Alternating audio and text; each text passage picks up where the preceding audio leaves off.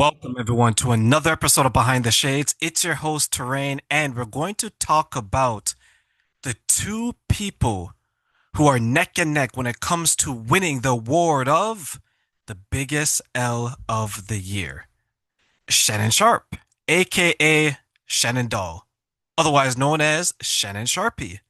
And we have the legend himself, the Prince of Panhandlingism, the Prince of Poverty, Dr.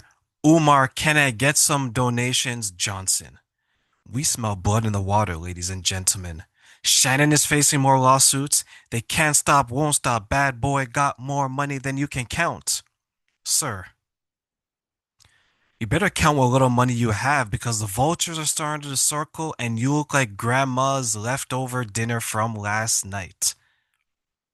They're about to feast. And Umar's still begging, still asking for donations. He still needs each and every one of you to give him some gas money. Because God forbid he's not able to jump inside his car and drive around preaching the good word of how each and every one of you have to continue to give him money so he can build that school that still hasn't been built 100 years and counting. So, I talked about these two in a previous video separately, but today I want to talk to them. I want to talk about them together because there's a lot we can learn as men, as women, as everybody.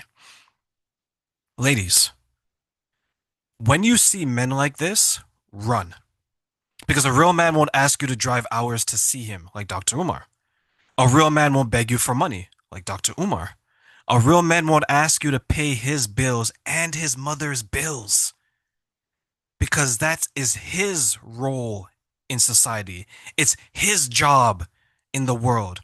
Safety and security is supposed to come from him. If he can't provide these things for himself, he damn sure can't provide it for you. So run away from these men. Stop entertaining them. They are morally and financially bankrupt and emotionally unavailable. They won't be there for you because they look at you as an ATM machine. They will withdraw, withdraw, and withdraw, right? And then when it says insufficient funds, they'll go on to someone else and do the same thing. Wash, rinse, repeat. A victim graduates every June. And they will always find another person to victimize. So full stop, ladies. Don't pass go.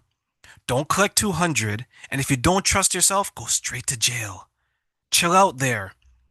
Don't let anyone bail you out because you need to identify these men and make sure that they do not actively enter your life. Because a man that leads with money will get money outcomes. And when they can't get money outcomes, they will use other people to get those outcomes. It's all they have. And it's all they will ever have. They see each and every one of you, ladies, as a means to an end. And that end is to use up your youth, use up your time, use up your resources, and use up your energy. They don't see you as anything else. And men, listen closely because this falls to you as well. We need to do better.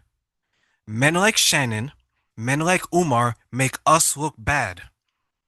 They validate and provide evidence to every critique that women have about unhealed, immature men.